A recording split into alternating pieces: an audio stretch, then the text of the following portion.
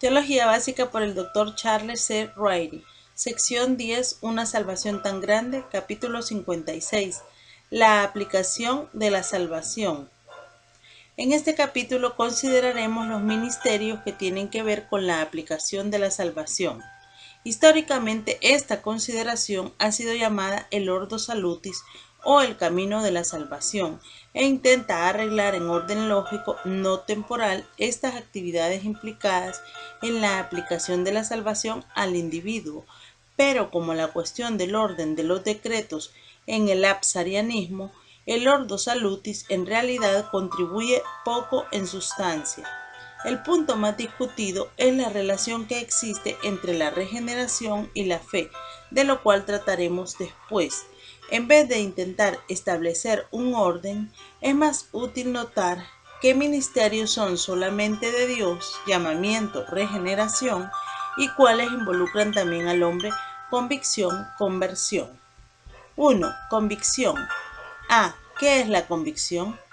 Como hallamos en Juan 16, 8 al 11, el Señor prometió que después del Pentecostés el Espíritu Santo convencería al mundo de pecado, de justicia y de juicio. ¿Qué es la convicción? No es lo mismo que la conversión.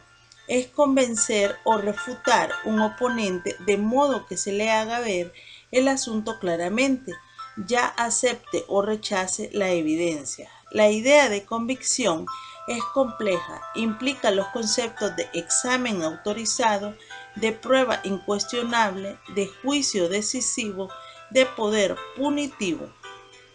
Sea cual fuere la cuestión final, el que convence a otro pone la verdad del caso disputado en una luz clara delante de él, de modo que tenga que verla y reconocerla como verdad. Quien entonces rechaza la conclusión que viene con la exposición, la rechaza con los ojos abiertos y a riesgo suyo. La verdad vista como verdad lleva consigo la condenación a todos los que rehúsan darle la bienvenida. B. F. Westcott, The Gospel According to St. John. London Murray, 1908, 219. Note el uso de la palabra en Mateo 18:15. El hombre reprendido o convencido puede aceptar la evidencia y arrepentirse o no hacerlo, lo cual entonces resultará en más confrontación. La convicción pues ofrece prueba, pero no garantiza que la verdad se acepte, lo cual es necesario para la conversión. B. ¿Quiénes son convencidos? El mundo. ¿Se refiere esto solamente a los elegidos? No, puesto que el ministerio de convencimiento espera que algunos no acepten la verdad. Se refiere a todos en el mundo. Probablemente no, puesto que incluye las especificaciones del pecado, la justicia y el juicio, no solamente la convicción general que viene de la revelación natural. Tiene que significar una gran cantidad de personas más que los elegidos, pero no todas. Juan 12:19. C. ¿De qué son convencidos? La convicción viene en las áreas específicas de pecado, justicia y juicio. El otis puede significar a causa de o a saber o una mezcla en las tres cláusulas. Por ejemplo, si a causa de, entonces el mundo es convencido del pecado de no creer. La justicia es aquella que Cristo proveyó en la cruz, vindicada por su ascensión al Padre. El juicio bien puede ser el juicio futuro del pecador, garantizado por el ya consumado juicio de Satanás, o referirse al juicio de Satanás en la cruz, versículo 31. El orden es lógico. El hombre tiene que ver su estado de pecado, tener prueba de la justicia que el Salvador provee, y que se le recuerde que si rehúsa recibir a ese Salvador, encara condenación segura. D. ¿Cómo se efectúa la convicción? Es muy probable que haya varias maneras en el asunto. El espíritu puede hablar directamente a la conciencia del hombre, la cual, aunque capaz de cauterizarse, todavía se puede convencer. Él puede hablar a través de la palabra escrita. También puede que él use el testimonio hablado o la palabra predicada.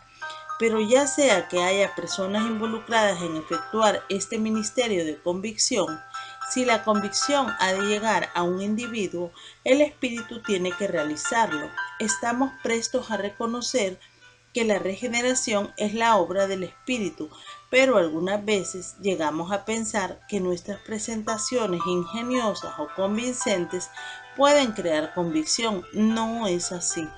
Aún esto lo tiene que hacer Dios. 2. Llamamiento. El llamamiento general. Solamente una o dos referencias en el Nuevo Testamento usan la palabra llamar para comunicar la idea de una llamada general igualmente a los elegidos y no elegidos. Mateo 22:14 respalda claramente el concepto, mientras que 9:13 puede que también lo haga. Sin embargo, la idea se expresa claramente en el pasaje, como Lucas 14:16 al 24 y Juan 7:37. Esta es la invitación general de Dios a los hombres a que vengan a Él. B. El llamamiento efectivo. Este es el llamado al cual solamente responden los elegidos por fe y que resulta en la salvación de ellos. Romanos 8:30, 1 Corintios 1:2. Esta es la obra de Dios, aunque Él usa la proclamación de su palabra. Romanos 10:17. El llamamiento es a la comunión. 1 Corintios 1:9. La luz. 1 Pedro 2:9. La libertad. Gálatas 5:13. La santidad. 1 Tesalonicenses 4:7. Y a su reino. 2:12. 3. Regeneración. El significado de la regeneración. La palabra usada solamente 2 veces en el Nuevo Testamento, Mateo 19:28 y Tito 3:5, significa nacer de nuevo. El nacer de lo alto, anotén, ocurre en Juan 3:3 y probablemente también incluya la idea de nacer de nuevo. Ver el uso de anotén en Gálatas 4:9. Es la obra de Dios que da nueva vida al que cree. B. Los medios de la regeneración. Dios regenera, Juan 1:13, de acuerdo a su voluntad, Santiago 1:18, a través del Espíritu Santo, Juan 3:5, cuando una persona cree, 1:12. El Evangelio como se revela en la palabra de Dios, 1 de Pedro 1:23. C. La relación entre la regeneración y la fe. En la declaración reformada del Ordo Salutis, la regeneración precede a la fe. ¿Por qué? Se argumenta, un pecador ha de recibir nueva vida para poder creer, mientras se admite que esto se declara solamente como un orden lógico. No es sabio insistir aún en esto, porque bien se puede sostener que si un pecador tiene nueva vida mediante la regeneración, ¿por qué necesita creer? Por supuesto, no puede haber ningún orden cronológico. Tanto la regeneración como la fe tienen que ocurrir al mismo tiempo. Indiscutiblemente la fe también es parte del conjunto total de beneficios de la salvación, que es el regalo de Dios. Efesios 2:9. Sin embargo, se manda tener fe a fin de ser salvo. Hechos 16:31. Ambas afirmaciones son ciertas. D. El fruto de la regeneración. La nueva vida producirá nuevo fruto. En 1 de Juan 2:29, 3:9, 4:7, 5:1 y 4:18, algunos de los resultados de la nueva vida incluyen la justicia, no cometer pecado, amarse el uno al otro y vencer al mundo. 4. La fe. El significado de la fe. La fe significa confianza, certidumbre, contar con que algo es verdad. Por supuesto, la fe debe tener contenido tiene que haber confianza o certidumbre acerca de algo. Tener fe en Cristo para salvación significa confiar en que Él puede remover la culpabilidad del pecado y dar vida eterna. B. La necesidad de la fe. La salvación es siempre por la fe, no a causa de la fe. Efesios 2:8. La fe es el canal por el cual recibimos la dádiva de Dios, de la vida eterna, no es la causa. Esto es para que el hombre nunca pueda gloriarse ni aún de su fe. Pero la fe es el único y necesario canal. Juan 5:24 y 17:3. Generalmente la palabra neotestamentaria para creer, pisteuo, se usa con la preposición eis, Juan 3:16, indicando confianza o esperanza confiada en el objeto. Algunas veces es seguida por epi, que enfatiza la confianza como el asirse del objeto de la fe.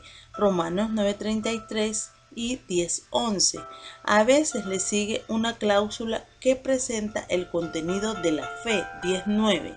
El verbo se usa con un dativo en Romanos 4:3, pero sea cual fuere la forma, indica confianza en algo o alguien. C. Las clases de fe. Las escrituras parecen distinguir 4 clases diferentes de fe. 1. Fe intelectual o histórica. Esto comprende la verdad intelectualmente como resultado de la educación, la tradición, la crianza, etc. Es humana y no salva. Mateo 7:26, Hechos 26, 27 y 28, Santiago 2:19. 2. Fe milagrosa. Esta es la fe de hacer o lograr que un milagro y puede o no estar acompañada por la salvación.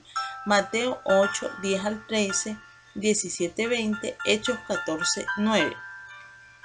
3. Fe transitoria. Lucas 8:13 ilustra esta clase de fe. Parece ser similar a la fe intelectual, excepto que es posible que incluya más interés personal. 4. Fe salvífica. Esta es la confianza en la verdad del Evangelio como se revela en la palabra de Dios. D. Los aspectos de la fe. 1. El aspecto intelectual. Esto implica un reconocimiento factual y positivo de la verdad del Evangelio y la persona de Cristo. 2. El aspecto emocional. La verdad y la persona de Cristo ahora se ven en un marco de interés y fascinación. 3. El aspecto volitivo.